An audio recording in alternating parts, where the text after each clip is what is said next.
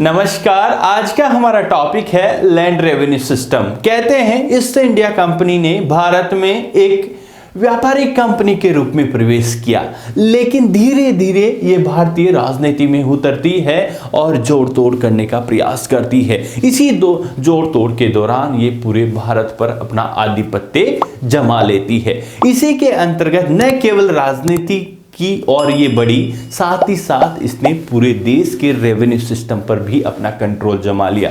इसी के अंतर्गत आज हम देखेंगे ब्रिटिश पीरियड के दौरान जो लैंड रेवेन्यू सिस्टम था उस पर विस्तार से चर्चा करेंगे। इसी के अंतर्गत पूरे भारतवर्ष में कौन कौन सी क्षेत्र पर कौन कौन सी व्यवस्थाएं ब्रिटिश ईस्ट इंडिया कंपनी के थ्रू लागू की गई, जिसमें जो 3 भागों में की गई थी, permanent revenue system, ryotwari system और महलवाड़ी सिस्टम, इसको समझेंगे। साथ ही साथ आपको देखने को मिलेगा कि परमानेंट रेवेन्यू सिस्टम को हम 5W1H के आधार पर समझने का प्रयास करेंगे और साथ ही देखेंगे कि जो परमानेंट रेवेन्यू सिस्टम कौन लेकर आया था उसके बारे में विस्तार से चर्चा करेंगे। साथ ही साथ देखने को मिलेगा कि क्लासिफिकेशन ऑफ द रेवेन्यू में किससे कितना लिया जाता था, किसका कितना हिस्सा होता था और ब्रिटिश गवर्नमेंट के पास कितना आता था, इसको हम समझने का प्रयास करेंगे।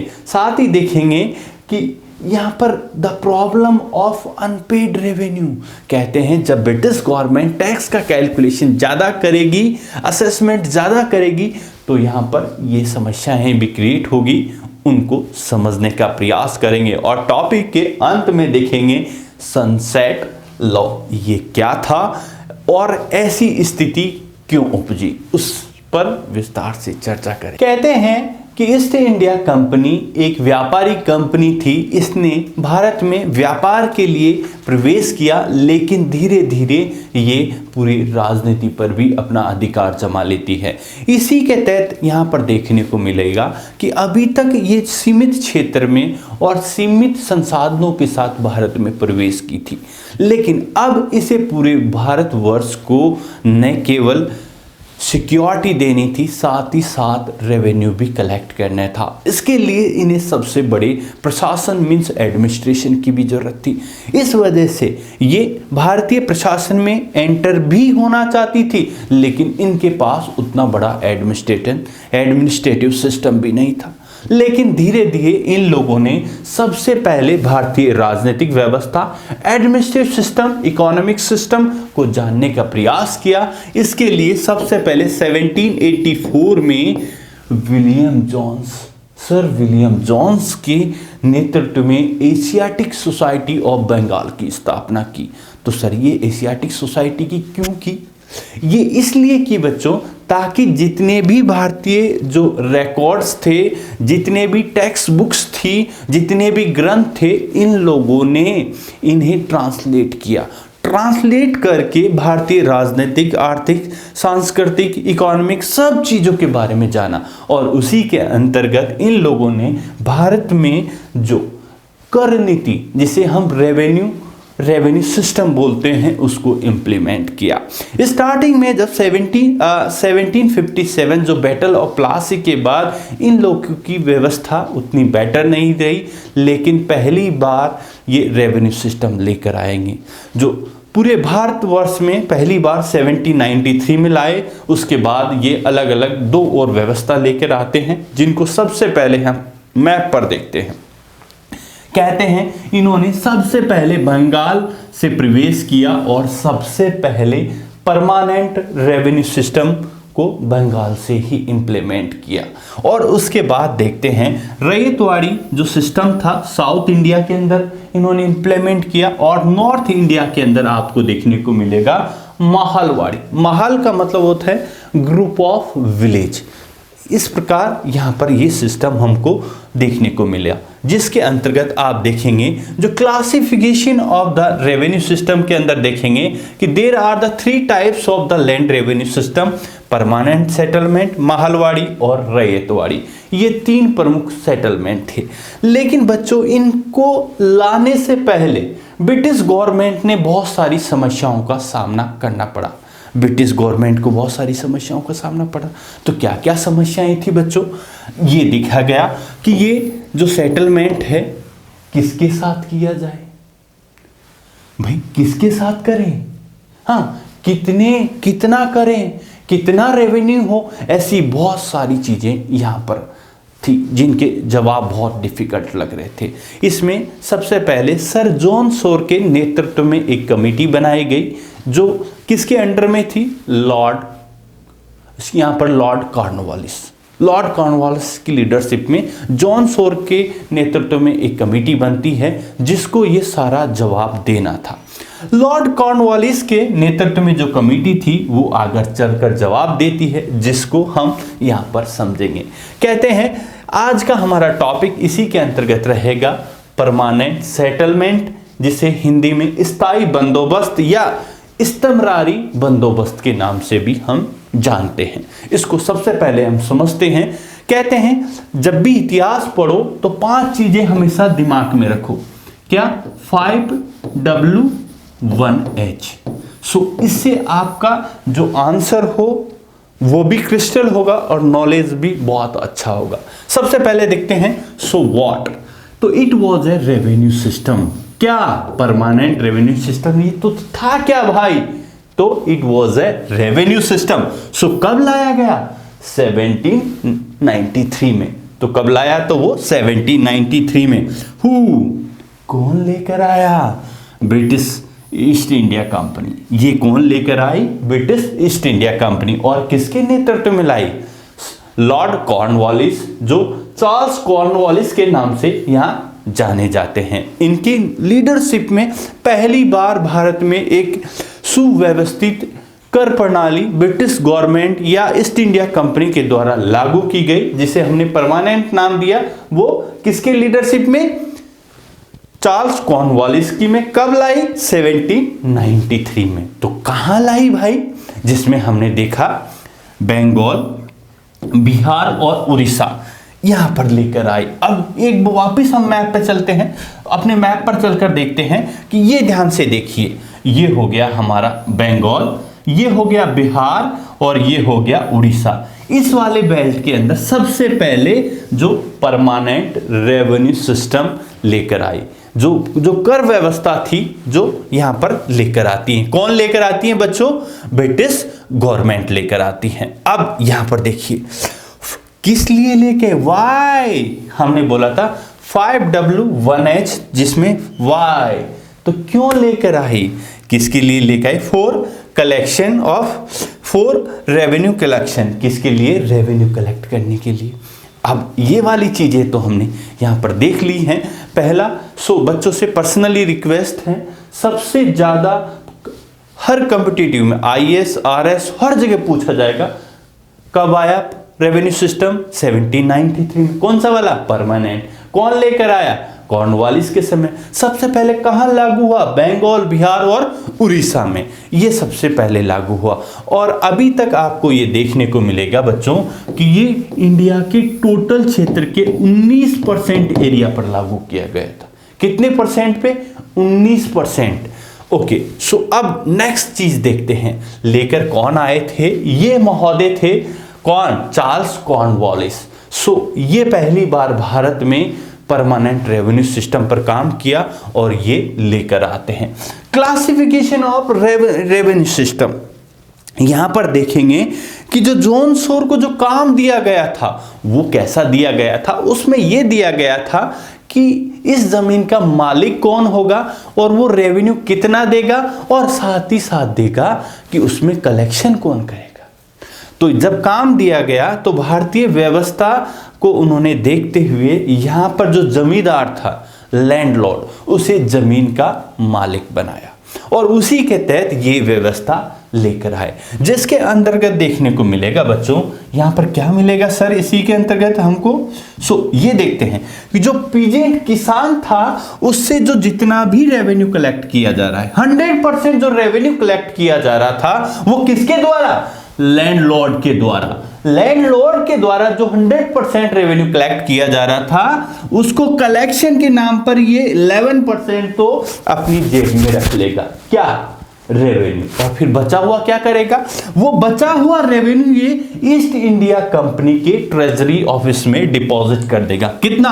89%। सो ये बहुत अच्छे से ध्यान रख लीजिए। कहते हैं पीजेंट से कितना कलेक्ट किया? 100%। अपने पास कितना रखा? किस बात का रखा है इन्होंने? जो सारा इनका इंफ्रास्ट्रक्चर्स कलेक्शन के रूप में रहता था, जो पैसा गांव से हर किसान से कलेक्ट करके लाते और लाकर कहां डिपॉजिट करते? ईस्ट इंडिया कंपनी के ऑफिस में। इस वजह से ये 11% लेते और रिमेनिंग अमाउंट किसके पास चला जाता? कंपनी के पास। कितना परसेंट? 89%। सो ये वाला जो क्लासिफिकेशन यहां हमें देखने को मिला। अब इसके बाद चलते हैं हम, यहां पर नेक्स्ट देखने को मिलेगा बच्चों कि इसी के साथ बहुत सारी समस्याएं भी क्रिएट हो गई। तो क्या समस्याएं क्रिएट हुई? यहां तो बहुत अच्छी ब्रिटिशर्स की प्लानिंग थी कि उन्होंने बहुत बुरी बुरी प्रशंसाएं करते हैं कि हमने ऐसा प्लान किया, जो यहां व्यवस्था चली आ रही थी उसी के अकॉर्डिंग हमने प्लान किया था। तो गलत क्या है भाई? लेकिन इसमें बहुत सारा the problems of unpaired revenue, कि देखो हमने तो बहुत अच्छी प्लानिंग की थी तो ये अनपेड क्यों रहा? तो उसमें कहीं न कहीं जो ब्रिटिश कंपनी बदमाशी करेगी, तो उस बदमाशी को हम देखते हैं। The revenue demand were kept very high. कहते हैं कि जो रेवेन्यू की डिमांड थी इन लोगों ने स्थायित्व तो की, लेकिन बहुत ज्यादा रखी। उस वजह से some peasants were not capable to pay the revenue. तो बहुत सारे ऐसे किसान थे जो रेवेन्यू पेड करने की कंडीशन में ही नहीं थे। सो ये सबसे बड़ी समस्या रही। साथ ही साथ देखने को मिलेगा price of agriculture produce was very low. Price था जो खेती का वो बहुत कम था। उस समय खेती का प्राइस कम था और इन्होंने टैक्स रख दिया बहुत ज्यादा। तो अब बताओ कैसे? हम सोचे कि यहां पर सोचिए कि इतना कम रखा और कहते हैं कि ये रेवेन्यू पेड कीजिए, तो कहां का न्याय था? साथ ही साथ ऐसी बहुत सारी समस्याएं हमको देखने को मिली। साथ ही कभी कभी क्या आ गया, खेती के अंदर फ्लड आ गया, फेमाइन आ गया। इस कंडीशन में जहां लोगों को खाने का अनाज नहीं होता था, वहां ये रेवेन्यू कहां से पेड कर पाते?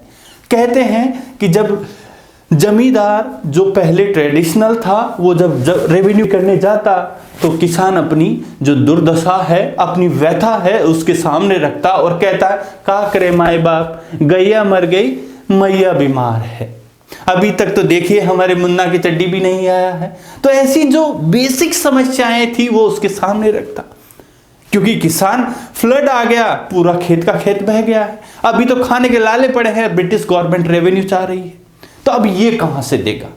तो इस जो व्यथा को समझने वाला किसानों की कोई नहीं था। अब अभी तक तो जो व्यवस्था थी वो ठीक थी, क्योंकि जमींदार जानकार था, इस वजह से वापस चला जा रहा था। लेकिन धीरे धीरे अब जो गले की हड्डी जमींदार के लिए भी बनने लग गई थी। अब वो क्या गले की हड्डी निकल कर आती है बेटा? वो था सनसेट लॉ। अभी सनसेट लॉ को भी हम विस्तार से समझेंगे। सो इसको देखिए, जो किसानों की जो स्थिति थी वो इस प्रकार देखने को मिलती है। कभी सूखा पड़ गया, कभी अच्छी पैदा नहीं हुई, कभी सर्दी के कारण खराब हो गया। तो ये जो बेसिक जो प्रॉब्लम्स होती है किसानों की खेती के दौरान, जो मौसमी बीमारी हो सकती है, इसके कारण बहुत सी बार किसान इनको रेवेन्यू पेड करने में बहुत असमर्थ रहा। लेकिन ब्रिटिशर्स की प्लानिंग क्या थी वो भी देख लेते हैं। The British official felt that agriculture trade and the revenue resources of the state could be developed by encouraging investment in agriculture. ये कह रहे हैं कि अगर हम the revenue resource of the state could be developed by encouraging, कि अगर हम इसको एनकरेज करेंगे, अगर इसमें इन्वेस्ट होगा तो खेती होगी। तो बात तो बहुत अच्छी कही कि भाई अगर एग्रीकल्चर में इन्वेस्टमेंट होगा तो खेती बढ़ेगा। लेकिन कब बढ़ेगा भाई साहब? जब यहां पर रुपया होगा, जब खर्चे के लिए, खाने पीने के लिए नहीं होगा तो कहां से इन्वेस्ट करेगा?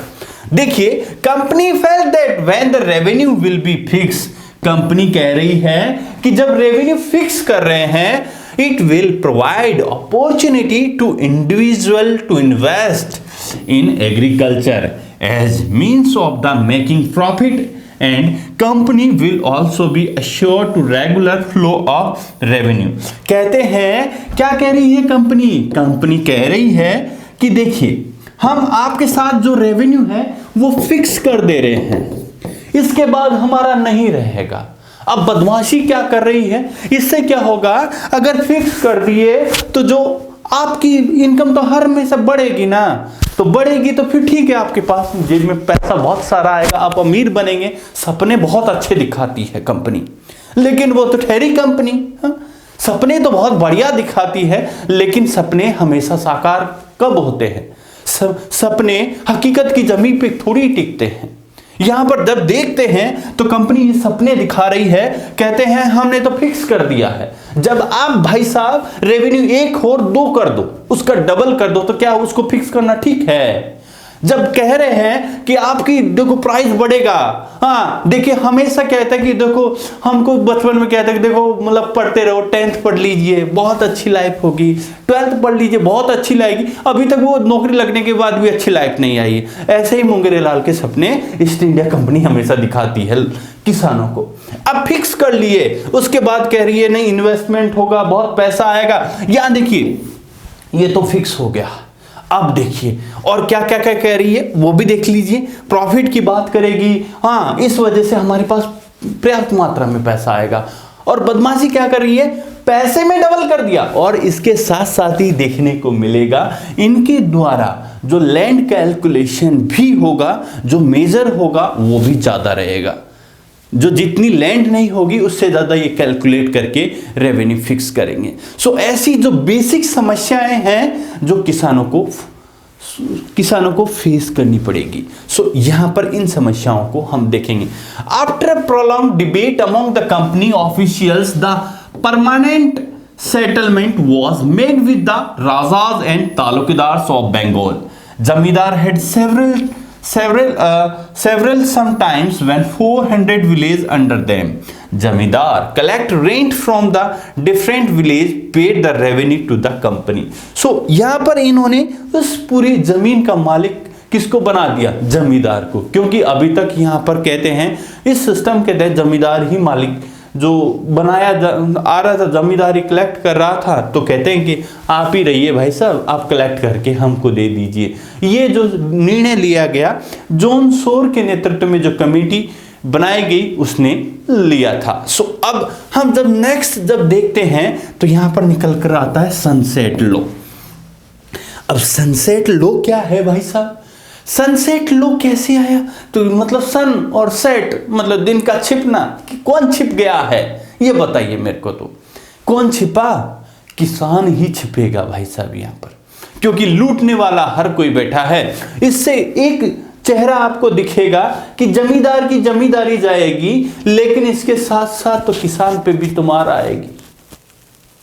कितना भी हाँ डेवलप के गद्दे यहां लगा दीजिए, फिर भी कोड़ा पड़ेगा तो दर्द तो होगा। अब कोड़ा कैसे पड़ेगा?